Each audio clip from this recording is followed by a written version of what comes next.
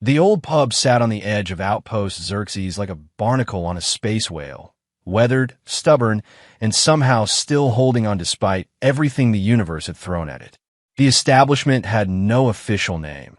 Most regulars simply called it the last stop, though some visiting traders referred to it as that dump at the edge of nowhere. Despite its appearance, or perhaps because of it, the pub attracted a diverse crowd from across the galactic arm. Tonight was no different. The cramped interior buzzed with a cacophony of sounds. The guttural laughter of Kronos miners fresh off their shift, the melodic whistling of three-throated Lyrians attempting to mimic the strange music playing over ancient speakers, and the constant metallic clink of drinks being served on worn countertops. Holographic advertisements flickered in and out of existence along the walls, their projectors struggling to maintain coherence in the humid atmosphere created by dozens of different species breathing, sweating, and occasionally emitting various biological vapors. Behind the scarred wooden bar stood the only human in the establishment, tall, broad-shouldered, but somehow managing to occupy less space than his frame suggested. His movements were economical as he mixed drinks, passing oddly colored concoctions to patrons without unnecessary conversation. The dim lighting masked most of his features, but occasionally the blue-green glow from the drinks illuminated a face that had seen too much, deep-set eyes that seemed to take in everything while revealing nothing, a twice-broken nose, and a perpetual 3-day stubble that never seemed to grow longer or shorter. Most noticeable was his left hand, human in shape, but marked by a network of faded scars that ran from his knuckles up past his wrist, disappearing beneath the rolled sleeve of his faded gray shirt. When he gripped glasses or bottles, the scars sometimes caught the light, forming patterns that resembled archaic military insignias, though no one ever asked about them. The bartender had worked here for 3 standard years now, and though every patron knew his face, almost none knew his name. He didn't volunteer it, and something about his demeanor discouraged questions. The owner, a retired Centaurian merchant, called him Earthman on the rare occasions when direct address was necessary. Most just pointed or caught his eye when they needed service. The door to the pub hissed open, admitting a gust of bitter cold air and a squad of Dracorian guards, their massive frames barely squeezing through the entrance. 6 of them stomped in, their scaled skin reflecting purple and green under the bar lights, translucent armor plates strapped over their vital organs. Their arrival changed the atmosphere immediately. Conversations quieted, smaller species edged away, and the bartender's eyes flicked up for only a second before returning to his work. The Dracorians were regular customers, coming in after their shifts guarding the valuable shipments at the outpost's landing pads. As members of a naturally armored species known for their strength and aggression, they were prized as security throughout the sector. Their loud, booming voices filled the space as they commandeered a large table, shoving aside a couple of startled Solani traders who quickly retreated to the bar. 6 Nebula brews, and whatever that blue stuff was from last time, the largest Dracorian bellowed across the room without bothering to approach the bar. The bartender nodded once, already reaching for the specialized cooling container where the corrosive Dracorian beverages were stored. "Look at him jump," one guard snickered to his companions. "Like a good little earth pet. Human servants are the best," another replied, loud enough to be heard clearly. No natural defenses, but they learn quickly. The bartender showed no reaction as he expertly mixed their drinks, adding precise amounts of chemicals that would be lethal to most species, but that constituted a pleasant buzz for Dracorian metabolism. He loaded the heavy drinks onto a tray and carried them across the room, moving between tables with surprising grace for his size. As he set down the tray, the lead Dracorian, Sergeant Krull according to his insignia, flicked a payment chip that bounced off the bartender's chest. "Oops," Krull said, mandibles clicking in amusement. "Test those reflexes, human." Not very impressive. The bartender bent down to retrieve the chip, his face expressionless. As he straightened, his eyes swept the room in what appeared to be a casual glance, but was, in fact, a complete tactical assessment, noting exits, weapons, potential threats, and escape routes. It was an old habit, so ingrained he barely recognized he was doing it anymore. "Anything else?" he asked, his voice a low rumble that somehow carried just far enough to reach the Dracorians and no further. "That's all, little Earthman." Krull dismissed him with a wave. "Go. Back to your bottles. It's all you're good for now." The bartender turned away, moving back toward the bar. As he passed a darkened corner, he caught his reflection in a polished metal panel. For just a moment, his posture changed, shoulders squared, chin lifted, eyes focused with predatory intensity, before he deliberately slouched again, rubbing absently at the distinctive scar on his hand. If anyone had been paying close attention, they might have noticed something off about the way the bartender carried himself, the too precise control in each movement, the way his eyes constantly tracked every patron, the subtle adjustments in his stance whenever someone moved suddenly near him. But no one was watching that closely. To them, he was just background noise, a functional piece of the bar's machinery. And that was exactly how he preferred it. The night's cycle progressed, as it always did on Outpost Xerxes. Artificial lights dimming to simulate dusk, the more light-sensitive patrons departing, while nocturnal species began to arrive. The bartender worked steadily, anticipating orders before they were made, avoiding confrontations with a subtle sidestep or redirect.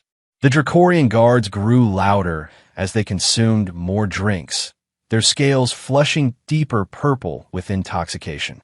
Near the back of the pub, a group of interstellar traders huddled around a small table, speaking in hushed tones that occasionally rose when the speaker forgot themselves in excitement or fear. They were a mixed bunch. Two Tyrolean merchants with their characteristic silver-blue skin, a Proximan navigator whose bioluminescent markings pulsed with each emotional shift, and a grizzled old Solani with so many augmentations it was difficult to tell what their original species had been. "I'm telling you," the Solani was saying, their voice modulator crackling with static. The transport was hit so fast that security didn't even trigger the alarms. 40 elite guards, all disabled in under 3 minutes. "Impossible," one of the Tyroleans scoffed, upper eyes blinking in disbelief while lower eyes remained fixed on their drink. No force that small could take down a full security detail. It wasn't a force, the Solani insisted.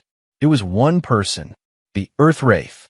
At these words, almost imperceptibly, the bartender's hands paused for a fraction of a second before continuing to pour a complex, multi-layered drink for a waiting Arcturian.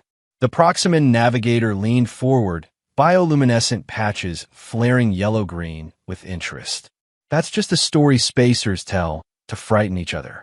The legendary human warrior who supposedly fought for Earth during the colonial wars? No one has seen him in, 15 years? 17, the Solani corrected, since the Battle of Procyon's Edge. But I heard from my cousin who works salvage in the Vega corridor. There have been sightings. Attacks on high-security facilities that couldn't possibly be breached. Military-grade tech stolen without alarms being triggered. And always the same signature. No weapons discharged, guards temporarily disabled rather than killed, and impossible levels of physical infiltration.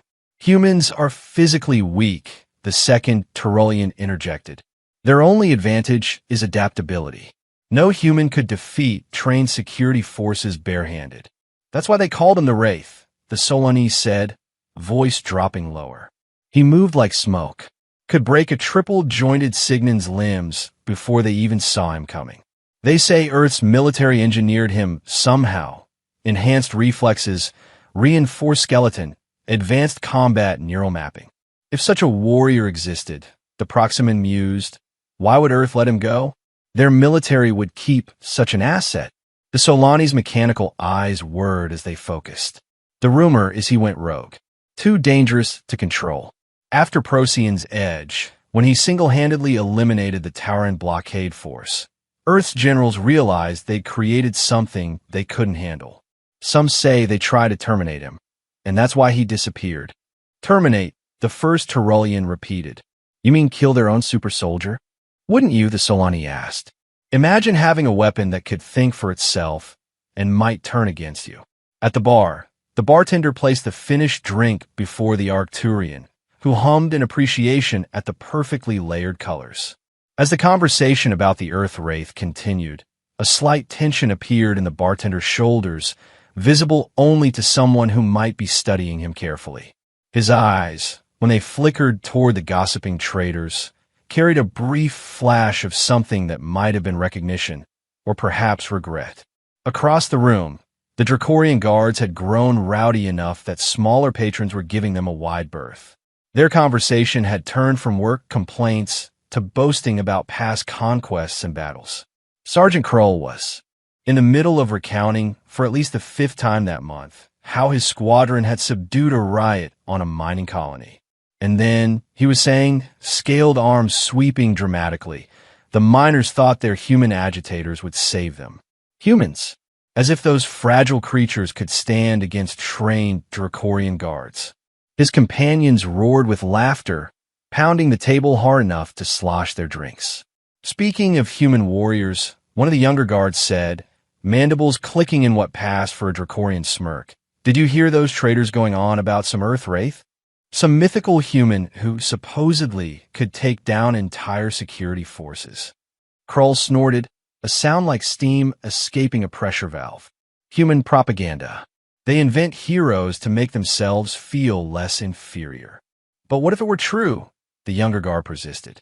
What if there really was a human that dangerous? Then I'd eat my own tail scales, Kroll declared. No human could stand against even one of us in direct combat, let alone an entire squad. Their laughter grew louder, and Kroll, eyes hazed with intoxication, swiveled to stare at the bartender who was quietly restocking bottles on a shelf. "Hey, Earthman," he called out. "Are you secretly this legendary warrior they're talking about? The great and terrifying Earth Wraith?" The pub quieted somewhat as patrons turned to watch this interaction. The bartender paused, then slowly turned to face the Dracorian guards. His face remained neutral, but something shifted in his posture, a subtle redistribution of weight, almost predatory in its efficiency. "Just a bartender," he replied, voice even and measured. This simple response sent the Dracorians into fresh peals of laughter. "Just a bartender," he says. Kroll wheezed, slapping the table. Maybe that's the perfect disguise. The deadly Earth Wraith, hiding as a drink pourer in the armpit of the galaxy. The bartender shrugged and turned back to his bottles, but not before his eyes swept once more across the room, noting new arrivals, exits, potential weapons. Out of long habit, his mind calculated exact distances, angles of attack, weak points in armor. Then he deliberately pushed those thoughts away, focusing instead on organizing the liquor bottles by origin world rather than alphabetically. While most patrons joined or ignored the Dracorians' mockery, a few studied the bartender more carefully.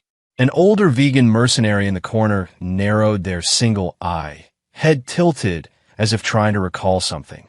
A Tyrolean trader who had been listening to the Solani stories observed how the bartender's scarred hand flexed and relaxed in what might have been a combat readiness exercise disguised as idle movement. The Solani themselves watched the bartender for a long moment before leaning back to their companions. "Notice how he moves," they whispered. "Economical. No wasted energy. Classic military efficiency. You're seeing patterns where none exist," the Proximan replied, though their bioluminescent patches had shifted to a curious orange-yellow. "Next you'll be claiming that every human in the sector is a secret super soldier." "I'm just saying," the Solani insisted, "the descriptions match. Height, build, those distinctive scars on the left hand, supposedly from when he had to disarm an antimatter charge barehanded during the defense of Europa." As the night wore on, the rumors about the Earth Wraith continued to circulate, growing more elaborate with each retelling. Some claimed he could move faster than optical sensors could track. Others insisted he had once infiltrated a Signan warship and disabled its entire crew using only a dining utensil. The Dracorian guards continued to mock these stories, growing increasingly loud and aggressive in their dismissals. The bartender worked on, seemingly oblivious to the tales that might or might not have been about him. But those who watched closely enough might have noticed how his eyes occasionally drifted to the large viewport that looked out onto the landing pads, where a sleek black ship had recently docked. The vessel bore no identification markings, and its design didn't match any common commercial or military pattern. As the artificial night cycle reached its midpoint, a new tension began to build in the pub. The Dracorian guards had grown argumentative, picking fights with smaller patrons. The bartender had already intervened twice, not physically, but by offering free drinks or deftly changing the subject when confrontation seemed imminent. It was the work of someone experienced in defusing potential violence, though few would have recognized it as such. Outside the viewport, figures moved around the unmarked black ship.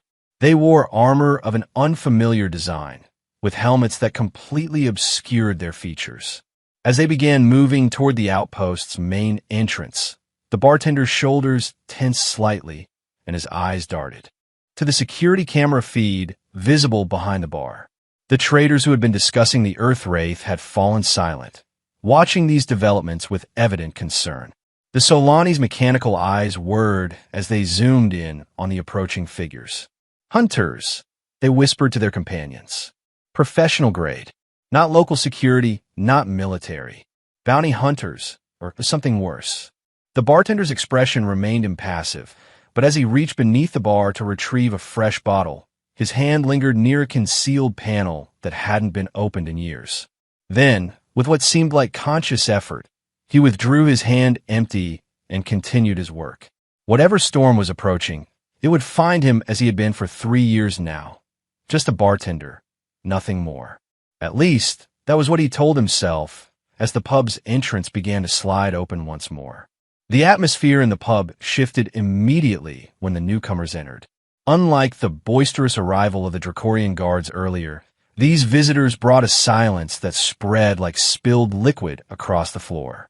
There were 5 of them, humanoid but of indeterminate species due to their sealed tactical armor. The armor itself was advanced but deliberately nondescript, with no identifying insignia or markings. Their helmets featured opaque visors with enhanced sensory arrays visible along the temples. Conversations died. Drinks paused midway to mouths. Even the rowdy Dracorian guards quieted, their instincts recognizing the newcomers as predators rather than prey. The lead figure scanned the room slowly, head turning with mechanical precision. Though the helmet revealed nothing of the face beneath, there was something deliberate and threatening in the methodical survey. The group moved further into the pub, spreading out slightly to control more of the space. A classic tactical formation that the bartender recognized immediately. Interesting crowd tonight, the bartender commented to no one in particular as he continued polishing a glass, his tone conversational despite the tension crackling through the room. The lead armored figure turned toward him, helmet tilting slightly. "We seek information," the voice said, electronically modulated to remove any identifying characteristics. "About a fugitive. This is a drinking establishment, not an information broker," the bartender replied evenly. "But I'm happy to serve you if you're thirsty after your journey." The leader approached the bar while the others maintained their positions, effectively cutting off the main exits. Patrons began to edge away, creating a bubble of empty space around the newcomers. "You misunderstand," the modulated voice continued. "This is not a request." A gauntlet hand placed a small holographic projector on the bar surface. It activated, displaying a rotating image of a human male in military dress uniform from approximately 15 years earlier. The face was partly obscured, but the height and build were similar to the bartender's. "We seek this man, the one some call the Earth Wraith." The bartender barely glanced at the image. "Can't help you. Never seen him." "Interesting response," the leader said, "considering you didn't actually look at the projection." The bartender set down his cloth and the glass he'd been polishing, finally giving the hologram his full attention. "Doesn't change my answer. Never seen him." Across the room, the Dracorian guards had recovered from their initial surprise and were now watching with growing interest. Sergeant Krull nudged his companions, pointing to the bartender and making an exaggerated, frightened face, mocking the human's potential discomfort. "We have reliable intelligence," the armored figure continued, "that this individual passed through this outpost recently. Someone here must have information." The bartender shrugged. "Lots of humans pass through. We all look alike to some species. This comment drew a few nervous laughs from around the pub, quickly silenced when the armored figures turned to scan for the source. This is no ordinary human, the leader said, voice hardening despite the electronic modulation.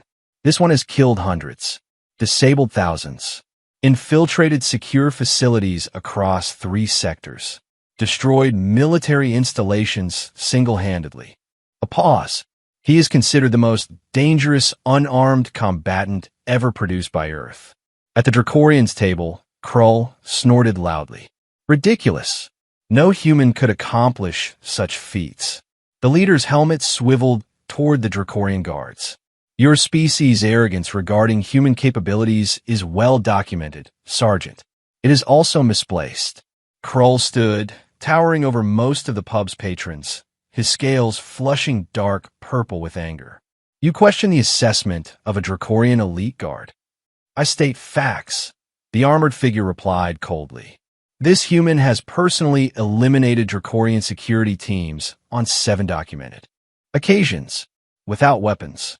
This claim sent a ripple of shock through the pub. The Dracorians were known throughout the sector for their natural armor and strength.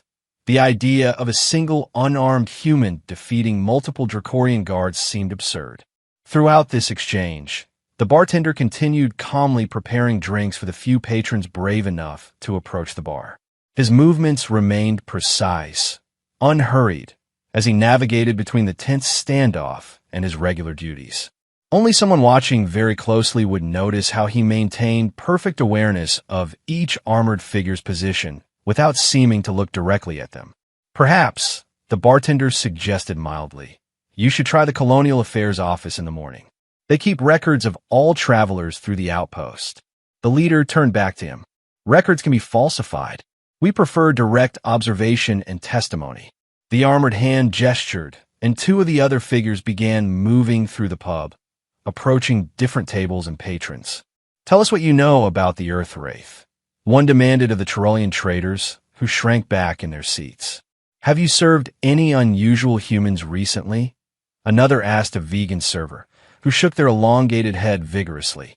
The atmosphere grew more tense as the interrogations continued. Some patrons attempted to leave only to find their way blocked by the tactically positioned armored figures. Others hunched over their drinks, trying to become invisible.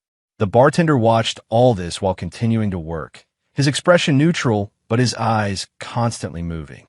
When a small proximant tried to slip toward a side exit and was roughly stopped by one of the armored figures, the bartender's hands paused momentarily in their work. A muscle twitched in his jaw before he deliberately relaxed it. This approach seems counterproductive, he observed to the leader, who had remained at the bar. You're frightening potential sources of information. Fear loosens tongues, came the reply. Sometimes, the bartender acknowledged. Other times, it makes people desperate. Desperate people make poor decisions. As if to illustrate his point, one of the Dracorian guards suddenly stood, knocking over his chair. Enough of this. You have no authority here. We are the security on this outpost, and you are interfering with our recreation. The leader didn't even turn to look at the Dracorian. Sit down, Sergeant. This doesn't concern you unless you have information about our target. Krull, already intoxicated and now thoroughly provoked, began pushing his way toward the bar. I'll sit when I choose to sit. And I say our bartender friend here has been serving drinks long enough to know everyone who comes through. If he says he hasn't seen your mythical Earth Wraith, then the matter is settled. The irony of the Dracorian guard, now defending the bartender he had been mocking earlier, wasn't lost on the pub's patrons, some of whom exchanged knowing glances. The bartender himself showed no reaction, continuing to mix a complex drink with methodical precision. Your interference is noted, Sergeant, the leader said coldly as Krull reached the bar, and will be reported to your superiors if you continue. This was evidently the wrong thing to say. Dracorians were notoriously proud of their chain of command, and the suggestion that this unknown individual would report to Krull's officers was a grave insult. With a roar, Krull reached out to grab the leader's shoulder plate. What happened next occurred so quickly that most patrons had difficulty processing it. The armored figure moved with blinding speed, sidestepping Krull's grab, while simultaneously striking at a nerve junction beneath the Dracorian's arm scales. Krull bellowed in pain as his right arm went temporarily numb. "Final warning," the leader said. "Sit down or be subdued." The other Dracorian guards were rising now, moving to support their sergeant. The remaining armored figures converged, hands moving to weapons holstered at their sides. The pub teetered on the edge of chaos. And through it all, the bartender continued mixing drinks, his movements calm and deliberate. But something had changed in his eyes, a coldness, a focus that hadn't been there before. He was watching the unfolding confrontation with the calculated assessment of someone counting moves ahead in a complex game.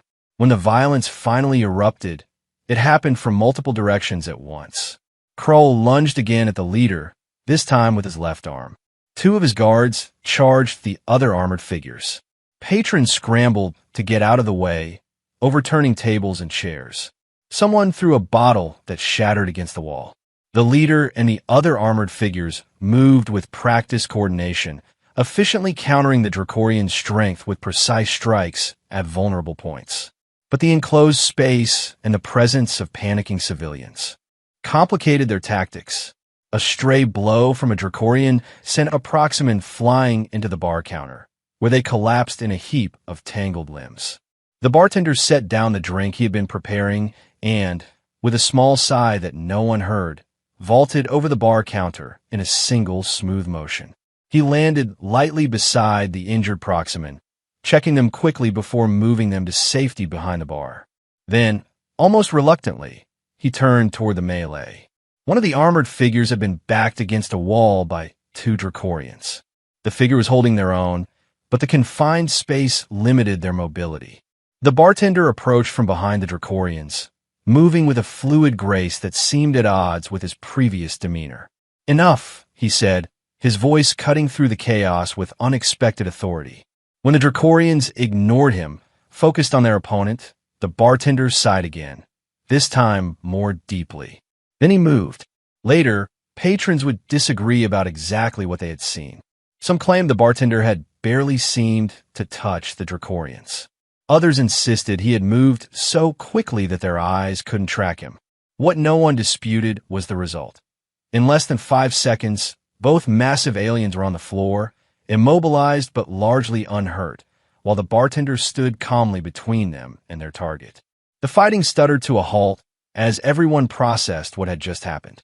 The armored leader turned slowly to face the bartender, posture conveying surprise despite the expressionless helmet. "Interesting technique," the leader said. "Where does a bartender learn to disable two Dracorian guards without weapons?" The bartender shrugged. "You pick things up." But something had changed. The casual slouch that had characterized the bartender's posture was gone, replaced by a perfectly balanced stance that radiated controlled power. His eyes, previously keeping to themselves, now met the leader's visor directly, unflinching and evaluating. Across the room, the Solani trader who had been telling stories earlier activated their optical enhancements, zooming in on the bartender's scarred left hand, which was now clearly visible as he stood in the open. "It is him," they whispered, voice modulator barely audible. The pattern on his hand, exactly as described in the accounts from Europa, the leader must have heard this, as their helmet turned slightly toward the Solani before snapping back to the bartender. "Remove your jacket," they commanded. "I'm comfortable, thanks," the bartender replied, his voice still calm, but carrying a new edge. "The Earth Wraith has a distinctive tattoo on his right shoulder," the leader said. Ancient Earth military insignia, combined with a mark of the Colonial Defense Force Special Operations Unit, Spectre Team. "Show us your shoulder." For a long, tense moment, the bartender didn't move. Then, with deliberate slowness, he rolled up his right sleeve instead of removing his jacket. There, on his forearm, was a simple bartender's license tattoo, standard issue for service industry workers in this sector. Satisfied, he asked. "That proves nothing," the leader said. "The mark we seek would be on the shoulder, not the forearm." "Then I guess I'm not your man," the bartender replied, rolling his sleeve back down. "Now, I have a pub to run, and you're disturbing my customers. I suggest you take your search elsewhere." You disabled 2 elite Dracorian guards in under 5 seconds, the leader pointed out. That's not standard bartender training. Self-defense courses, the bartender said with another shrug. Necessary in an establishment like this. Now, are you ordering drinks or leaving? The standoff might have continued indefinitely if not for what happened next. One of the Dracorian guards who had been watching from the side suddenly produced a small energy weapon, illegal on the outpost but evidently concealed for emergencies. Before anyone could react, he fired at the back of the bartender's head. What occurred in the next 2 seconds would later be described by witnesses as physically impossible. The bartender, without appearing to look or react to the weapon discharge, simply tilted his head 5 centimeters to the right. The energy bolt passed where his skull had been a fraction of a second earlier, continuing on to strike a bottle on the shelf behind the bar, which exploded in a shower of glass and luminescent blue liquid. In the same motion, the bartender pivoted, crossed the distance to the armed Dracorian in what seemed like a single step, and struck with the edge of his hand at a precise point where the alien's neck scales met its skull. The Dracorian collapsed instantly, unconscious before hitting the floor. The entire pub froze. No one moved. No one spoke. Even the armored figures seemed paralyzed by what they had just witnessed. The bartender straightened slowly, turning back to face the leader. His expression remained calm, but the pretense of being just a bartender had evaporated completely. He now stood with the unmistakable presence of a veteran combatant, balanced, aware, dangerous. That, he said quietly, was very unwise. The leader's posture had changed as well, shifting from aggressive interrogation to wary respect. Slowly, deliberately, they reached up and deactivated the electronic voice modulator on their helmet. "It is you," a natural voice said, female, precise, with the faint accent of someone from the Centauri colonies. "Commander Nathaniel Drake." The Earth Wraith himself. The bartender, Drake, neither confirmed nor denied the identification. "You've caused enough trouble in my establishment," he said evenly. "State your business or leave." The leader removed her helmet entirely, revealing a human woman with close-cropped silver hair and the hard eyes of someone who had seen too many conflicts. "My name is Major Alara Voss, United Earth Intelligence Division. We've been looking for you for a very long time, Commander." Drake's expression didn't change, but something flickered behind his eyes. Recognition, perhaps, or wariness. Earth intelligence was disbanded after the colonial accords. 17 years ago. Officially, yes, Voss agreed. Unofficially, some operations continued, including the search for you. The remaining armored figures had formed a loose semicircle, not threatening, but clearly ready for anything. The pub's other patrons remained frozen in place, suddenly aware they were witnessing something historic. "Why search for me?" Drake asked, his voice neutral. "The war's over. Earth got what it wanted with the colonial accords. Spectre team was disbanded. Most of my colleagues are dead or have disappeared like me. Because Earth needs you again," Voss said simply. "Something's coming, Commander. Something worse than the colonial wars. Worse than the Tauran blockade. We need the Earth Wraith." Drake shook his head slowly. The Earth Wraith was a weapon. "I'm not that anymore." He glanced around at the stunned faces of his regular customers, the unconscious Dracorians, the broken bottles, and overturned furniture. "I'm a bartender now. A bartender who can dodge energy bolts without looking," Voss pointed out. "Who can disable elite guards without breaking a sweat. Who's been hiding his abilities for 3 years while serving drinks to aliens who would tremble if they knew who was pouring their beverages." The Solani trader who had been telling stories earlier suddenly spoke up, their voice modulator crackling with excitement. "Is it true? About Europa? About Procyon's Edge?" Drake glanced at them, something like resignation crossing his features. Procyon's Edge was a bloodbath, not a victory. Nothing to be proud of.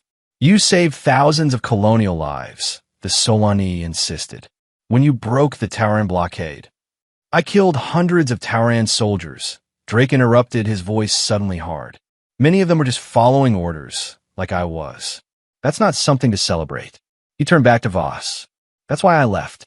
Because I was tired of being pointed at enemies and activated like some combat drone. Voss nodded slowly. I understand, Commander. Better than you might think. But this isn't about fighting an enemy. It's about preventing a war that could destroy Earth and every human colony. Around the pub, patrons were beginning to whisper among themselves, the reality of who had been serving their drinks for 3 years slowly sinking in. The conscious Dracorian guards were backing away, their earlier mockery replaced by expressions that in their species indicated extreme anxiety. Drake surveyed the room, his eyes taking in the changed atmosphere. The secret was out. His carefully constructed identity as just a bartender had been shattered. The quiet life he had built on this remote outpost was effectively over. You should have approached me privately, he said to Voss, his voice low. Now everyone knows. We tried, Voss replied. 3 times. Your counter-surveillance skills are still quite effective. This was our last option. Drake was silent for a long moment. Then he sighed, running a hand through his short hair. I need to clean up this mess, he said, gesturing to the pub, and check on my injured customers. We can talk after. Voss nodded. Fair enough. But Commander, we don't have much time. As Drake turned to begin assessing the damage to his establishment, the remaining Dracorian guards were edging toward the exit. Sergeant Krull, still massaging his throat where Drake had struck him, paused at the door. You, he said, mandibles clicking nervously. You could have killed any of us at any time. Drake glanced up. Not my style, Sergeant. But we mocked you. Treated you like you were nothing. A small, tired smile flickered across Drake's face. That was the point. Being underestimated is an advantage in my line of work. Your line of work, Krull repeated slowly. Being a bartender or the other thing? Both, Drake replied simply. Then he turned away to help the Proximan who was still recovering from being thrown against the bar. The pub remained in an odd state of suspension, damaged but not destroyed, its patrons caught between fear and fascination as they watched the legendary Earth Wraith methodically check injuries and assess damage as though he were still just the bartender they had known. News spread quickly through the cramped space of Outpost Xerxes. Within 30 minutes, the pub had attracted a crowd of curious onlookers, station personnel, traders, and security forces, all hoping to glimpse the man whose exploits had become legendary across 3 sectors of space. Most remained at the doorway, peering in but unwilling to enter the establishment where several Dracorian guards still lay unconscious. Drake ignored the attention, focusing instead on putting his bar back in order. He swept up broken glass, righted overturned tables, and ensured that the injured received basic medical attention. His movements remained economical, precise, but no longer concealed. The careful slouch was gone, replaced by the confident posture of a combat veteran who no longer needed to hide his capabilities. Voss and her team had positioned themselves at strategic points throughout the pub, watching the growing crowd with professional wariness. They had replaced their helmets, once again becoming anonymous armored figures, though their body language now showed clear deference to Drake. Your adoring public has arrived, Voss commented as she approached the bar where Drake was inventorying damaged stock. Drake didn't look up. Not my public. Not my legend either. The Earth Wraith was a military propaganda creation. That dropped a Tauran battlecruiser with nothing but a maintenance toolkit and improvised explosives, Voss added. Propaganda is built around truth, Commander. Half-truths, Drake corrected. I had a team with me at the battlecruiser. Good soldiers who died while I got the credit. Voss nodded slowly. Nathaniel Drake, the man who hates his own legend. I just prefer facts to mythology, Drake replied, finally looking up to meet her gaze. Speaking of facts, you still haven't told me what's so important that Earth intelligence, which officially doesn't exist, would come looking for someone who effectively deserted 17 years ago. Before Voss could answer, a commotion erupted at the pub's entrance. The Dracorian security forces had arrived in full tactical gear, led by an officer whose elaborate scale decorations marked him as a commander. The crowd parted reluctantly to let them through. Secure the premises, the Dracorian commander ordered, his soldiers quickly spreading throughout the pub. Major Voss, You and your team are in violation of Outpost Xerxes security protocols. Unregistered weapons. Unauthorized interrogation of civilian personnel, causing public disturbance. Voss turned to face him, her posture tense but controlled. Commander Zexcra, I was wondering when you'd make an appearance. You should have reported to Outpost security immediately upon arrival. Zexcra replied coldly. Instead, you disturbed a civilian establishment and assaulted my guards. Your guard assaulted us, Voss corrected, and fired an illegal energy weapon in a civilian space. We responded with appropriate force. The Dracorian commander's scales flushed deep purple with anger. Appropriate force? 6 of my elite guards incapacitated. His gaze shifted to Drake, who continued calmly cleaning behind the bar. And you, the human bartender. Reports claim you were involved in this altercation. Drake set down a glass he was polishing. Your men were disturbing my customers, Commander. Witnesses state you disabled multiple Dracorian guards barehanded. Zexcra continued, mandibles clicking in obvious disbelief. That would be impossible for a human. A small smile touched Drake's lips. Clearly not impossible. The Dracorian commander studied Drake more carefully, head tilting as recognition slowly dawned. The description matches, he said, more to himself than to anyone else. Height, build, the scar pattern. You're him, aren't you? The human warrior from the colonial wars. Drake neither confirmed nor denied, simply meeting the commander's gaze steadily. The Earthwraith, Zexcra continued, voice dropping to an unusually soft tone for a Dracorian. The one who broke the Tauran blockade at Procyon's edge. Ancient history, Drake said dismissively. Currently, I'm just a bartender whose establishment has been damaged. The Dracorian commander seemed caught between his official duty and the realization that he was standing in the presence of a living legend, even if that legend belonged to a species his kind typically considered inferior. Commander, Voss interjected, we need to speak with Drake privately. This is a matter of interstellar security. Zexcra's attention snapped back to her. You have no jurisdiction here, Major. This is Dracorian-administered territory under the Colonial Accords, which includes provisions for cooperative security measures in cases of imminent threat. Voss countered smoothly. Paragraph 47, subsection C of the Treaty of Vega. While they argued legal technicalities, Drake finished cleaning his section of the bar and stepped out from behind it. The simple movement caused a ripple effect through the room.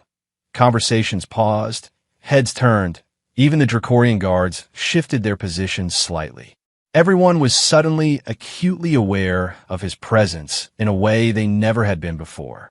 Drake approached the Dracorian commander and Major Voss, who were still engaged in their increasingly heated discussion about jurisdictional authority. He moved with the fluid grace of someone in complete control of his body, each step precisely placed. Enough, he said quietly, and both officers immediately fell silent. This isn't the place for this conversation. Commander Zexcra, I assume you have a more secure location where we can discuss whatever has Major Voss so concerned. The Dracorian commander blinked all 4 of his eyes in rapid succession, a sign of surprise in his species. You would come willingly to outpost security? I'm not under arrest, Drake clarified.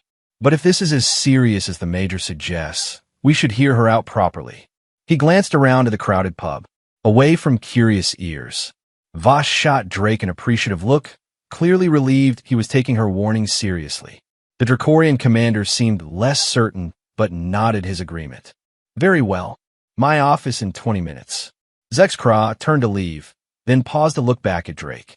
Is it true what they say about Gamma Station? That you infiltrated a secured military facility and extracted 3 prisoners without setting off a single alarm? Drake's expression remained neutral. Rumors tend to exaggerate. They said you walked through walls. That part's definitely exaggerated, Drake replied with the faintest hint of amusement. The Dracorian commander studied him for another moment, then inclined his head in what appeared to be a gesture of reluctant respect before departing with most of his security detail. As the official presence withdrew, the atmosphere in the pub shifted. The remaining patrons, Those who hadn't fled during the confrontation were now openly staring at Drake, their expressions ranging from awe to disbelief to outright fear. The Solani trader who had been telling stories earlier approached cautiously, mechanical eyes whirring as they adjusted focus. "It really is you," they said, voice modulator pitched low in what seemed like reverence. "All those stories, I thought they were exaggerated smuggler's tales, but they were about you." Drake sighed. "The stories are mostly fiction, but Procyon's edge was a nightmare." Drake cut them off, his voice suddenly hard. "Not a heroic adventure. Real combat never is." He softened his tones slightly at the Solani's crestfallen expression. "But I appreciate that the stories gave people hope during a difficult time." The Solani seemed ready to ask more questions, but something in Drake's expression discouraged further inquiry. They nodded once and backed away, joining the other patrons who were now giving the former Earth Wraith a respectful distance. Drake turned to Voss, who had removed her helmet again. "I need to close up the pub before we go anywhere." "Of course," she agreed, "but we should hurry. We genuinely don't have much time." As Drake moved around the establishment, securing cabinets and locking the more valuable bottles away, Voss followed at a discreet distance. "You build a life here," she observed. Drake nodded. "A quiet one. Until today." "Do you regret it? Leaving the service?" Drake paused in his work, considering the question. "No. What we did during the war, what I did, was necessary in the moment. But it wasn't sustainable. No one should have that much capacity for violence without accountability." "Is that why you disappeared?" "Moral qualms." Drake's Eichmithirsch. "I disappeared because after Procyon's edge, my own commanders were afraid of me. They realized they'd created something they couldn't fully control." His voice dropped lower. "They were right to be afraid." Voss absorbed this admission without visible reaction. "And yet here you are, hiding your abilities, serving drinks to aliens who look down on humans, living a fraction of the life you could have." "Living exactly the life I chose," Drake corrected, "with no one giving me orders to kill." Voss nodded slowly. "I understand that better than you might think, Commander. But what's coming? It threatens everything. Earth, the colonies, possibly all sentient life in this sector of the galaxy." Drake finished securing the bar and looked around at what had been his home for the past 3 years. The realization was setting in that regardless of what happened next, he couldn't return to this life. His cover was blown. The legend of the Earth Wraith had found him again. "Let's go hear what's so important," he said finally, gesturing toward the door. "But I'm not making any promises." As they prepared to leave, the Dracorian guards who had recovered were staring at Drake with a mixture of fear and grudging respect. Sergeant Krull, still nursing injuries from their brief encounter, stepped forward awkwardly. "Human Drake," he began, mandibles twitching nervously. "I owe you an apology. The things I said." Drake waved a dismissive hand. "You weren't the first to underestimate humans. Probably won't be the last. But for 3 years, we treated you like a bartender," Drake finished for him, "which is exactly what I wanted to be." He offered the Dracorian a nod that wasn't quite friendly, but acknowledged the attempt at amends. "Maybe remember that next time you meet a weak species." With that, Drake headed for the exit, Voss and her team falling into step around him with the smooth coordination of trained operatives. As they left the pub, Drake took one last look at the establishment that had been his refuge from a violent past, a past that had finally caught up with him. The corridors of Outpost Xerxes were unusually crowded as Drake and his escort made their way to the security headquarters. Word had spread quickly, and beings of all species lined the pathways, craning to see the legendary warrior who had been hiding among them. Some saluted. Others whispered behind their hands or appendages. A few seemed frightened, edging away as the group passed. Drake ignored the attention, walking with the focused determination of someone who had spent a lifetime moving through hostile territory.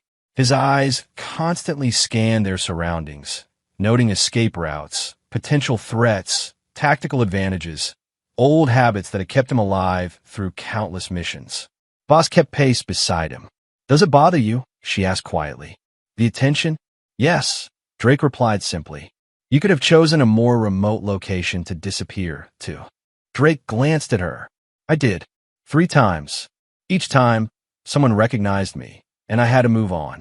Outpost Xerxes was supposed to be my 4th attempt. Difficult to stay hidden when your exploits are taught in military academies, Voss observed. They teach about the Earthwraith, Drake corrected. A mythical operative who could accomplish the impossible. Not about Nathaniel Drake, the man who just wanted to be left alone. They reached the security section of the outpost, a more modern and well-maintained area than the commercial district where Drake's pub was located. Commander Zexcraw was waiting for them outside a conference room, his posture rigid but less overtly hostile than earlier. Major Voss, Commander Drake, he acknowledged them, using Drake's former military rank rather than calling him Bartender as he might have hours earlier. We've prepared the secure briefing room, as requested. The room beyond was sterile and functional. A large table surrounded by chairs designed to accommodate various species' anatomies, display screens on the walls, and subtle security scanners embedded in the doorframe. Drake noted at least 3 surveillance devices as he entered, automatically calculating their fields of vision and blind spots. Voss's team took positions around the room's perimeter, while Zexcraw's security officers did the same on the opposite side. The tension between the 2 groups was palpable but professional. Now, Zexcraw said once everyone was settled, perhaps you can explain what's so urgent that it justifies your unorthodox approach, Major Voss. Voss activated the room's display system, and a 3-dimensional star map materialized above the table. What I'm about to share is classified at the highest levels. The information comes directly from the Combined Intelligence Command, a joint operation between Earth and colonial authorities. The map zoomed in on a region near the edge of explored space, highlighting a cluster of systems that glowed an ominous red. 3 months ago, we lost contact with the research outpost on Proxima Centauri 7. Standard procedure dictated a security team be dispatched to investigate. They never returned. Drake studied the display, his expression thoughtful. Communications failure and a missing security team could be many things. Piracy, environmental disaster, technical malfunction. That's what we thought, Voss agreed. Until this happened. She manipulated the controls, and the display shifted to show a recording. The footage was grainy, obviously transmitted under difficult conditions, but it clearly showed an Earth colonial defense vessel. The ship appeared to be intact, but abandoned, drifting. In space. As the recording continued, something moved across the hull, something that didn't conform to any known species morphology. It appeared both solid and fluid simultaneously, its form constantly shifting as it enveloped sections of the ship. What am I looking at? Commander Zexcraw demanded, his scales paling slightly, a Dracorian sign of alarm. We don't know, Voss admitted. The entity, for lack of a better term, has been encountered at 7 different locations in the past 2 months. Each encounter followed the same pattern. Communications blackout, investigation team disappears, and eventually we find empty ships or stations with these things moving through them. Drake leaned forward, studying the footage more intently. Not first contact. We've encountered hundreds of non-humanoid species. Not like this, Voss said, her voice tense. Whatever these are, they don't communicate. They don't negotiate. They consume technology and apparently absorb any living beings they encounter. And they're getting closer to populated systems. She switched the display again, showing a timeline of encounters, each one moving progressively closer to core human and Dracorian territories. At their current rate of expansion, they'll reach the Vega colony within 3 months. Earth itself within 6. The room fell silent as the implications sank in. Drake's eyes never left the display, analyzing the entity's movements, searching for patterns in its behavior. Why me? He finally asked, looking up at Voss. If this is a potential invasion scenario, you need fleet deployments, not a single operative.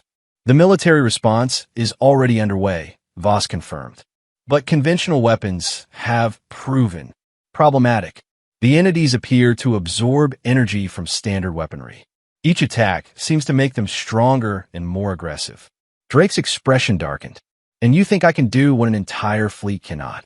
We think you can get us information, Voss corrected. A forward research team is being assembled. The best xenobiologists, physicists, and tactical analysts from Earth and the colonies.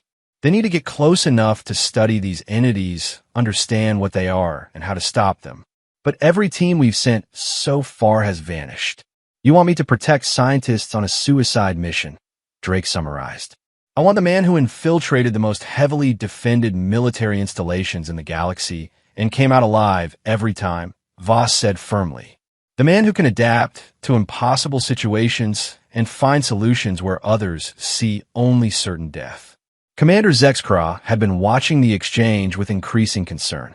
If these entities are as dangerous as you suggest, Major, a single human, even this human, would be insufficient protection. You wouldn't be alone, Voss replied. My team would accompany the mission, along with any additional specialist Commander Drake deems necessary. Drake stood abruptly, moving closer to the display. He manipulated the controls himself, replaying the footage of the entity, slowing it down to study its movements. It's intelligent, he said after several moments of observation. Look at how it moves around specific systems on the ship, navigation, weapons, life support. It's not random consumption. It's targeted. Voss nodded. That's consistent with our analysis. But without more data, we can't determine if it's a natural life form or something artificial. And I assume you've exhausted remote observation options? Drake asked. Completely. Any probe we send either malfunctions before sending useful data or is absorbed. Drake fell silent again, continuing to study the footage. The others in the room watched him, tension building as they waited for his response. After what seemed like an eternity, he turned to face Voss. I left that life behind for good reasons, Major. I've seen what happens when military command has access to weapons they don't fully understand. Sometimes I was that weapon. This is different, Voss insisted. We're not asking you to be a weapon. We're asking you to be a guardian, to protect the people who might be our only hope of understanding this threat. Drake shook his head slowly. There's always another mission, another threat, another reason why the most dangerous operative needs to be reactivated just one more time. If these entities reach populated systems, billions could die, Voss pressed, including everyone on Earth. Is your peaceful retirement worth that price? Drake's eyes hardened. That's manipulative, Major. Even if I agreed, what happens after this mission? Does Earth intelligence just let me walk away again? Voss met his gaze unflinchingly. If we survive this, Commander, you can disappear again with my personal guarantee that no one will come looking. I'll wipe your file myself. Commander Zexcraw, who had been observing this exchange with growing impatience, finally interjected. While this reunion is fascinating, we have a more immediate concern. If these entities are approaching Dracorian space, as well as human territories, my government must be informed immediately. They have been, Voss assured him. The Dracorian High Command has already pledged support for the research mission. In fact, one of their xenobiologists will be joining the team. This information clearly surprised the commander, his mandibles clicking rapidly in what humans might interpret as consternation. I was not informed of this. It was decided at levels above Outpost Command, Voss explained diplomatically. The threat transcends typical jurisdictional boundaries. Drake had returned to studying the display, seemingly ignoring the bureaucratic discussion. But his mind was racing, analyzing the problem from multiple angles. If these entities could absorb energy weapons and conventional attacks, made them stronger, traditional military approaches would be useless. Understanding the enemy would be critical, which meant the research team was indeed essential. And if they were essential, they needed to survive long enough to do their work. Who else knows about me? Drake asked suddenly, interrupting the ongoing discussion between Voss and Zexcraw. Voss turned to him. About your identity? Just my team, and now Commander Zexcraw's people. And obviously, everyone in your pub earlier. Drake nodded slowly. News travels fast in places like this. By tomorrow, every bounty hunter and thrill seeker in the sector will know where to find the legendary Earth Wraith. His expression was resigned. I can't go back to bartending anyway. Hope flickered across Voss's face. Does that mean you'll help us? It means I'm listening, Drake corrected. Tell me about this research team. Who they are, what they know, and what makes you think they can figure out something useful about these entities. Voss immediately shifted gears, activating a new display that showed profiles of various scientists. The team lead is Dr. Eleanor Chun, Earth's foremost xenobiologist and expert on non-carbon-based life forms. She's the one who first theorized these entities might be silicon-based consciousness, capable of interfacing with technology. Drake studied Chen's profile, a serious-looking woman in her 50s with streaks of gray in her dark hair and the focused expression of someone whose mind was always working on multiple problems simultaneously. The physics team is headed by Dr. Karen Sharma. Voss continued, highlighting another profile. He specializes in quantum field theory and has been studying the energy absorption properties these entities exhibit. As Voss continued detailing the team members, Drake asked increasingly specific questions about their field experience, adaptability under pressure, and physical capabilities. It became clear he was mentally assembling an assessment of the team's vulnerabilities and strengths, exactly as he would have done before any high-risk military operation. Commander Zexkra observed this exchange with growing interest. You're already planning the mission, he noted. Drake glanced at him. I'm evaluating the probability of success. There's a difference. And Voss prompted. Drake's expression was grim. A standard protective detail won't work. These scientists aren't soldiers. They'll panic, make noise, ignore tactical instructions. And if these entities can absorb energy weapons, conventional security forces become a liability. He paused, then continued more decisively. The team needs to be small, mobile, and prepared to adapt rapidly. No energy weapons, minimal technology that could be compromised. Are you suggesting a completely unequipped research team? Zexkra asked incredulously. No, I'm suggesting we approach this differently. Instead of a heavily armed escort drawing attention, we need infiltration specialists who can move the scientific team quietly, observe the entities from safe distances, and extract quickly if necessary. Voss was nodding. Like your operations during the colonial wars. Similar principles, Drake acknowledged. Small team, specialized skills, unconventional approach. He turned to face the star map again, studying the progression of encounters with the mysterious entities. When is this mission scheduled to depart? 3 days from now, Voss replied. The research team is assembling at Jupiter Station. The plan was to approach the most recent encounter site near the outer colonies. Drake considered this information, his mind already calculating travel times, resource requirements, and tactical challenges. For all his reluctance, the analytical part of his brain, the part trained through decades of impossible missions, was already engaging with the problem. I need to see all the data you have on these entities, he said finally. Every encounter, every observation, no matter how seemingly insignificant. And I need to interview the research team before making a decision. Voss's relief was palpable. Of course, everything we have is at your disposal. This isn't a yes, Drake cautioned. But if I'm going to consider it, I need to know exactly what I'd be walking into. Commander Zexkra rose from his seat. If you're truly contemplating this mission, Commander Drake, I wish to offer Outpost Xerxes full cooperation. Our facilities are at your disposal for any preparation or planning you require. Drake raised an eyebrow, surprised by the sudden shift in attitude from the Dracorian officer who had been ready to arrest him hours earlier.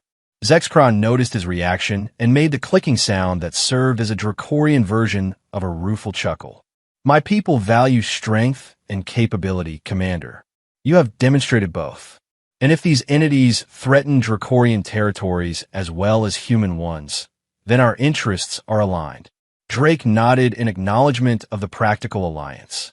Thank you, Commander. I'll need a secure workspace and access to your communications array to review the data properly. As the meeting began to break up, with Dracorian officers and Voss's team coordinating the next steps, Drake found himself standing alone before the holographic display of the mysterious entity. He studied its fluid movements, the way it seemed to both consume and transform the ship's systems. "Something troubling you, Commander?" Voss asked, approaching quietly. Drake didn't look away from the display. "This isn't like anything we encountered during the colonial wars. This isn't about territory or resources or ideological differences." His voice was low, contemplative. "Whatever these things are, they're completely alien in a way none of the species we've dealt with before have been. We can't negotiate with them, can't understand their motivations. That's why we need you," Voss said simply. "Because when faced with the truly unknown, we need someone who can adapt faster than the threat can evolve." Drake finally turned to face her. "And what if I can't? What if the legendary Earth Wraith has lost his edge after 3 years of pouring drinks and wiping tables?" For the first time, Voss smiled, a small but genuine expression. "The way you took down those Dracorian guards suggests otherwise. Some skills don't fade, Commander." Drake didn't return the smile. "We'll see." He gestured toward the door. "Let's get started. If I'm going to make a decision, I have a lot of data to review first." As they left the conference room, Drake couldn't help but note how differently the Dracorian security officers now treated him. The respectful distance they maintained, the subtle nods of acknowledgement. The change was stark and immediate, a reminder of how quickly perception could shift once people knew who and what you really were. He had spent 3 years cultivating invisibility, being overlooked and underestimated. Now, with his identity revealed, he was back to being viewed as a weapon, a tactical asset, a legend made flesh. The irony wasn't lost on him. He had finally found a measure of peace pretending to be nobody special, only to have that peace shattered because he was still exactly what Earth had made him to be, a perfect adaptive threat response system in human form. The Earth Wraith. As they walked through the corridors of Outpost Xerxes toward the secure communications center, Drake made a promise to himself. He would review the data, assess the mission, perhaps even help protect these scientists. But afterward, his disappearance would be more thorough. No more public-facing positions, no more outposts with military traffic. Perhaps a wilderness planet on the far edge of explored space, where the legend of the Earth Wraith would never find him again. But first, he had to determine if this threat was truly as devastating as Voss claimed. Because for all his desire for peace, Nathaniel Drake had never been able to walk away from a fight when innocent lives hung in the balance. It was both his greatest strength and his most persistent curse, the very quality that had made him the Earth Wraith in the first place. The communications center of Outpost Xerxes was a stark contrast to the worn comfort of Drake's pub. Pristine surfaces gleamed under efficient lighting, and the latest technology hummed quietly as data from across the sector flowed through the station's powerful arrays. Here, in this sterile environment, Drake once again looked like the operative he had been, focused, analytical, processing information with machine-like efficiency. For hours, he reviewed the data on the mysterious entities. Every encounter, every observation, every failed attempt to communicate or contain them. He asked pointed questions that revealed his strategic mind hadn't dulled during his years of self-imposed exile. Occasionally, he would pace the room, deep in thought, before returning to the displays. With renewed focus, Voss watched him work, recognizing the methodical approach that had made him legendary. Drake wasn't just reviewing information. He was constructing mental models, testing theories, identifying patterns that others might have missed. "Something doesn't add up," he said eventually, standing before a timeline of encounters. "The pattern of expansion is too regular. Natural species don't spread in such precise increments." Voss approached the display. "We noticed that too, almost as if they're following a predetermined path. Or being directed," Drake suggested. "Have you considered the possibility that these aren't independent entities, but probes of some kind? Advanced scouts for something else?" The question hung in the air, adding a new dimension of concern to an already dire situation.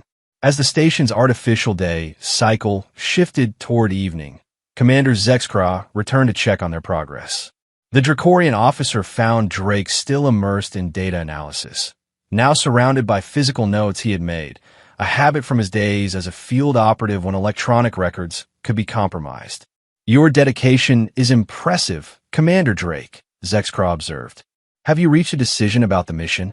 Drake looked up, his eyes slightly bloodshot from hours of intensive review. I'm still evaluating, but I have questions that can only be answered by speaking directly with the research team. Zexcraw nodded. Major Voss has arranged secure communication with Jupiter Station. Dr. Eleanor and her team will be available for video conference in 1 hour. Good, Drake replied, returning his attention to the displays. I need to understand their research approach before I can determine if this mission has any chance of success. When the communication link with Jupiter Station was finally established, Drake found himself facing a team of scientists who couldn't have looked more different from the military operatives he was accustomed to working with. Dr. Eleanor, the xenobiologist, dominated the conversation immediately with her rapid-fire analysis and theories. Commander Drake, she began without preamble, Major Voss informs me you're considering leading our security detail. I need to be clear that our primary objective is observation and data collection. We need samples, close readings, and direct measurements of these entities' properties. Drake studied her through the video link. And I need to be clear that your primary objective means nothing if your team is absorbed by these entities before you can report your findings. Safety protocols must be followed without exception. Dr. Eleanor's expression hardened slightly. Commander, with all due respect to your legendary status, we're dealing with a completely unknown life form. Scientific discovery requires calculated risks. Calculated is the operative word, Drake countered.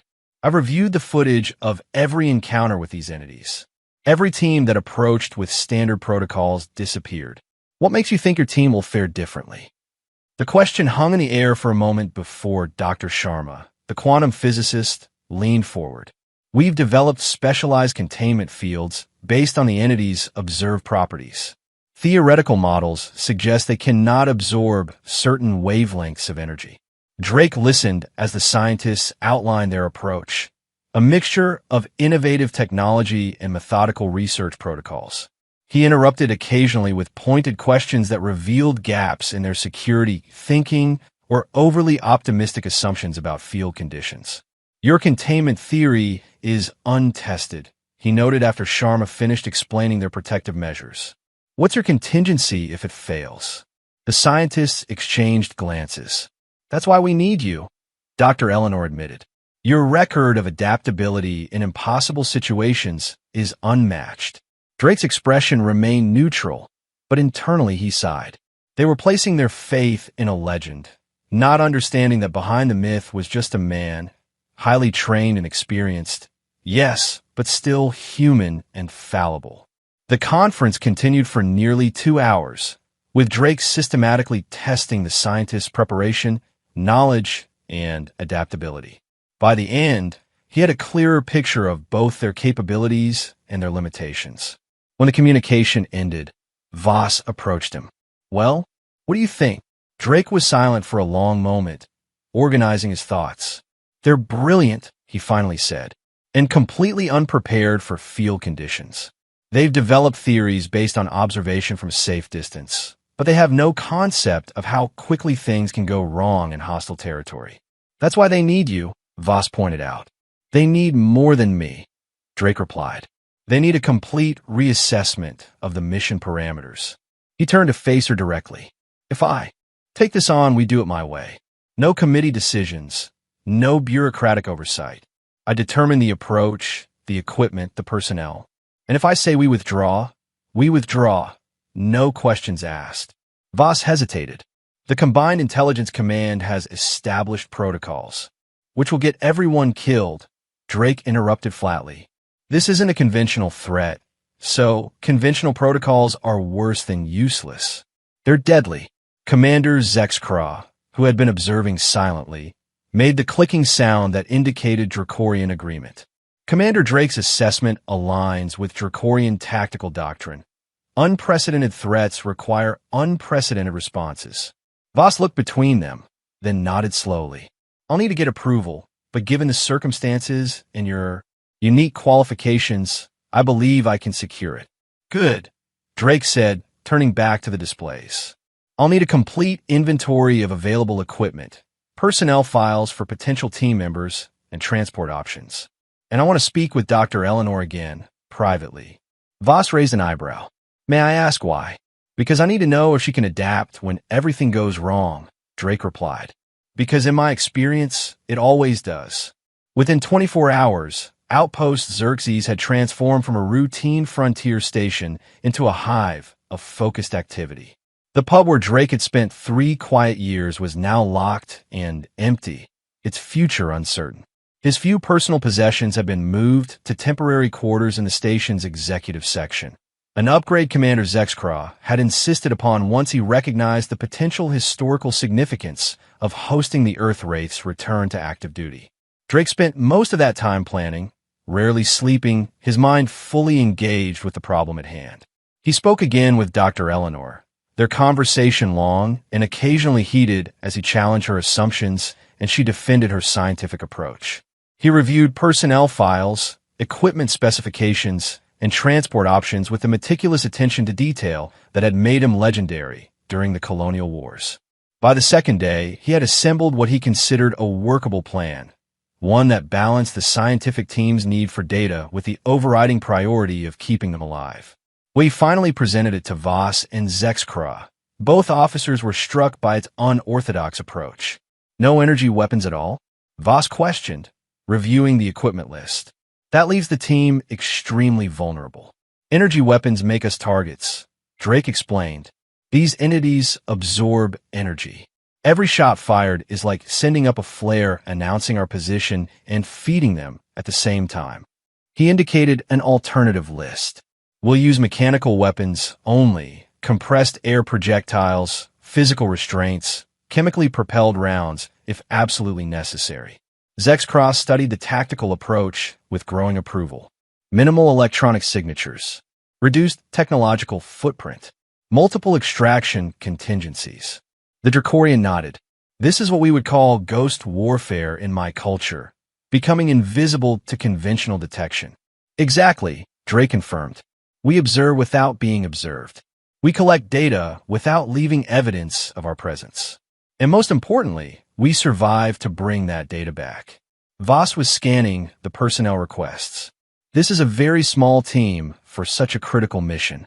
Smaller means faster, quieter, more adaptable, Drake replied.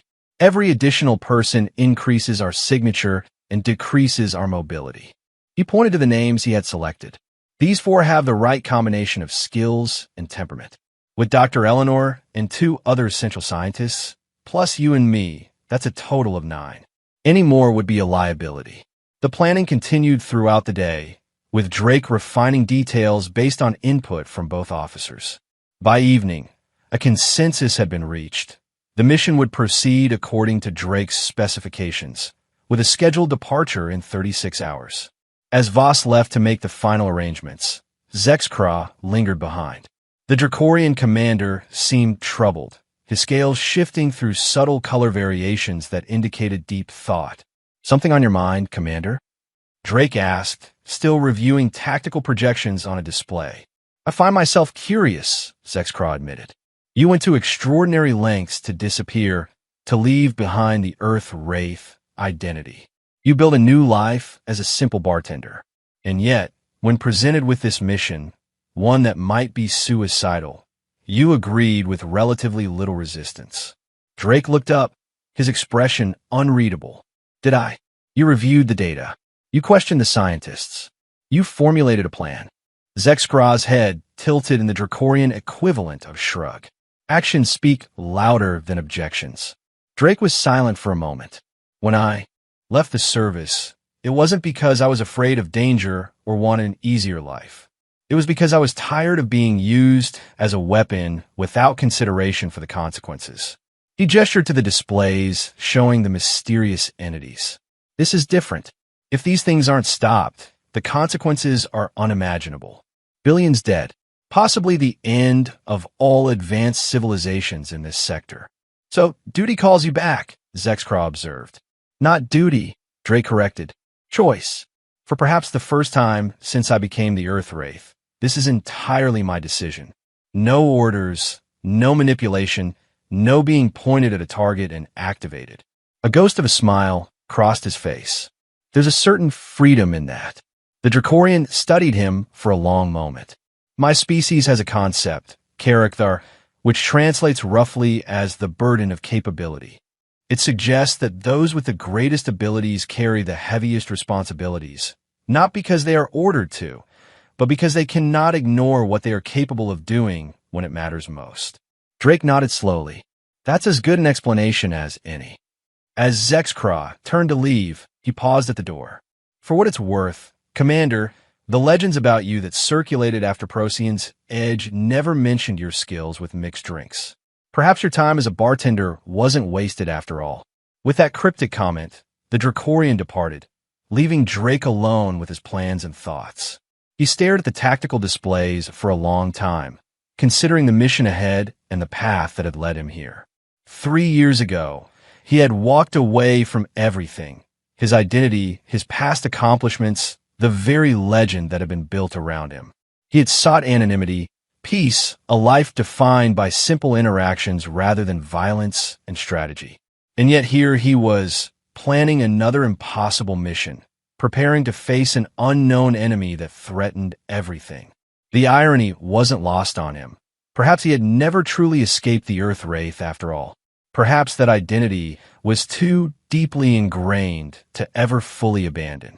Or perhaps, as Zexcraw suggested, some burdens couldn't be set down simply because they grew heavy.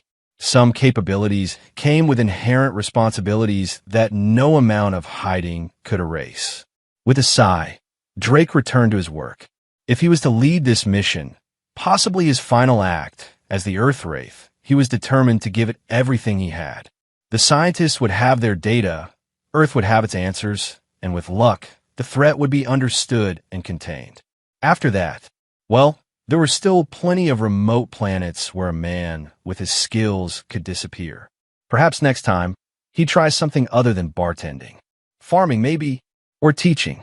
Something further removed from the complex interplay of species and conflicts that had defined his military career. But first, he had a mission to complete. And despite everything, despite the years of peaceful obscurity he had cultivated, a part of him, the part that would always be the Earth Wraith, was already calculating, planning, preparing for whatever might come. Some skills don't fade, Voss had said. As Drake immersed himself in the tactical preparations that had once been as natural as breathing, he knew she was right. For better or worse, he was what Earth had made him, the most adaptable weapon in its arsenal. A perfect combatant who could blend into any environment, assess any threat, and find solutions where others saw only impossibilities. The mission would depart tomorrow, and the Earth Wraith would return to action one last time. The departure bay of Outpost Xerxes was unusually quiet the following morning. Routine traffic had been temporarily diverted to secondary facilities, and security protocols had been enhanced to ensure privacy for the mission preparations. The vessel that would carry Drake and his team toward the encounter zone was a modified survey ship, small, fast, and deliberately unremarkable in appearance. Its official designation had been temporarily erased from all registries, replaced with credentials identifying it as a routine maintenance craft. Drake supervised the final loading personally, checking each piece of equipment against his meticulous inventory. His demeanor had subtly shifted from the calm bartender of days past to the focused operative of legend. Each movement precise, each decision made with quiet authority. The team he had selected was equally focused. They consisted of 4 specialists: a vegan infiltration expert whose natural bioluminescence could be controlled at will, a Tyrolean communications specialist with enhanced sensory capabilities, a human combat medic with experience in extreme environments, and a Solani engineer whose cybernetic enhancements allowed intuitive interface with most technology. These 4, along with Voss, would form the protective detail for the 3 scientists, led by Dr. Eleanor.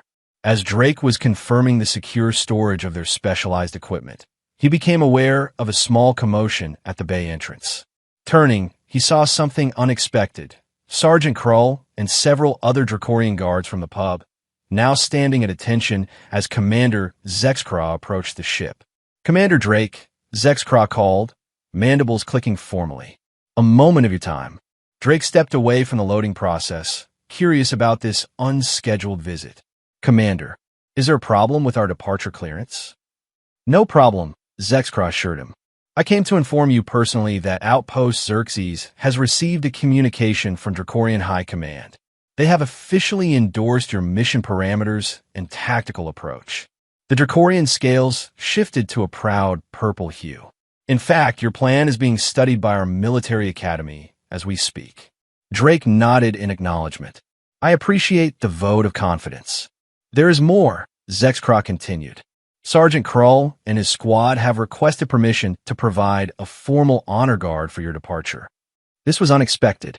Drake glanced at the Dracorian guards who had mocked him mercilessly for 3 years, now standing rigidly at attention, their posture conveying deep respect. That's not necessary, Drake began, uncomfortable with the formality. It is, Krull interrupted, stepping forward. For 3 years, we treated you with contempt because we believed humans were inherently weak. We were wrong. The Dracorian's voice carried the formal tones of a ritualistic apology. You lived among us, served us, endured our ignorance, all while being capable of defeating us with minimal effort. That requires a strength my kind rarely acknowledges, the strength of restraint. Drake was momentarily at a loss for words. The irony of the situation wasn't lost on him. After years of deliberately avoiding recognition, he was now receiving formal honors from the very beings who had most thoroughly underestimated him. Your honor guard is welcome, he finally said, inclining his head in a gesture of respect. And when this mission is complete, perhaps we can share drinks again, as equals this time. Krull's mandibles clicked in what might have been a Dracorian smile. It will be my honor to serve you a drink for once, Earthwraith. As final preparations continued, Drake found himself reflecting on how quickly perceptions had changed. 3 days ago, he had been invisible, just another service worker in a frontier outpost. Now he stood at the center of attention, his legend resurrected, his capabilities once again defining him in the eyes of others. Part of him mourned the loss of anonymity, but another part, a part he had suppressed for 3 years, recognized that his exceptional abilities came with exceptional responsibilities. As Zexcraw had suggested, some burdens couldn't be set down simply because they grew heavy. Dr. Eleanor and her scientific team arrived promptly at the scheduled time, their expressions a mixture of nervous anticipation and determined focus. Drake watched as they boarded the ship, noting how they moved, the cautious steps of academics and used to field operations. They're going to need constant supervision, Voss observed, coming to stand beside him. That's why we're here, Drake replied, to keep them alive long enough to do their work. The final checks were completed, the honor guard took their positions, and the departure sequence began. As Drake prepared to board, Commander Zexcraw approached one last time. There's an old Dracorian saying, the commander said, the greatest warriors are those who understand peace. I believe you understand both, Earthwraith.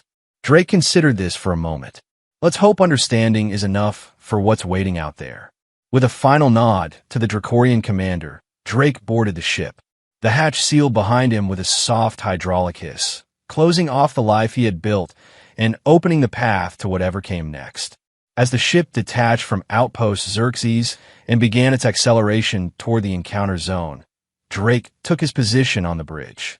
Around him, the team he had selected was settling into their roles, preparing for the uncertain mission ahead. Dr. Eleanor approached him, her expression serious but respectful. Commander Drake, I want to thank you for taking this on. I know it wasn't an easy decision. Drake studied her for a moment. Doctor, there's something you should understand before we go any further. The stories you've heard about the Earthwraith, the legendary infiltrator, the unstoppable operative, they're exaggerations built on fragments of truth. I'm just a man with specialized training and experience. A man who changed the course of the colonial wars, Eleanor pointed out. A man who did what was necessary at the time, Drake corrected. But I'm not infallible. I'm not superhuman. And if we're going to have any chance of success against these entities, you need to trust my judgment without mythologizing my capabilities. Eleanor nodded slowly. Fair enough. No legends, just practical expertise. I can work with that. She hesitated, then added, though I do have one question. At Procyon's Edge, did you really infiltrate a Tauran battle cruiser alone and disable their entire weapons array? A ghost of a smile crossed Drake's face. Not alone. I had a team of 4, and we didn't disable the entire array, just the targeting systems. Still impressive, Eleanor noted. It was necessary, Drake replied simply. Then, shifting to a more professional tone, you should prepare your team for the briefing in 30 minutes. We need to establish clear protocols before we reach the encounter zone. As Eleanor moved away to gather her scientific colleagues, Drake turned his attention to the ship's navigation display. The course was set, the mission was underway, and the Earthwraith was back in action, perhaps for the last time. Whatever these mysterious entities were, whatever threat they posed to human and alien civilizations alike, Drake was determined to give humanity a fighting chance at understanding and countering them. And if that meant stepping back into the legend he had tried to escape, then so be it. Some burdens couldn't be set down. Some responsibilities couldn't be ignored. As the ship accelerated toward the unknown, Nathaniel Drake, bartender, ex-operative, reluctant legend, prepared to face whatever waited in the darkness beyond. And somewhere in the back of his mind, a quiet voice reminded him that the Dracorian guards who had once mocked him would never make that mistake again. Not after seeing what the unassuming bartender was truly capable of when the situation demanded it. The alien guards had ignored the bartender, not knowing he was once Earth's most feared warrior. But they knew now. Everyone did. And perhaps, Drake reflected as the stars stretched into streaks of light around the accelerating ship, that knowledge would make all the difference in the confrontation to come.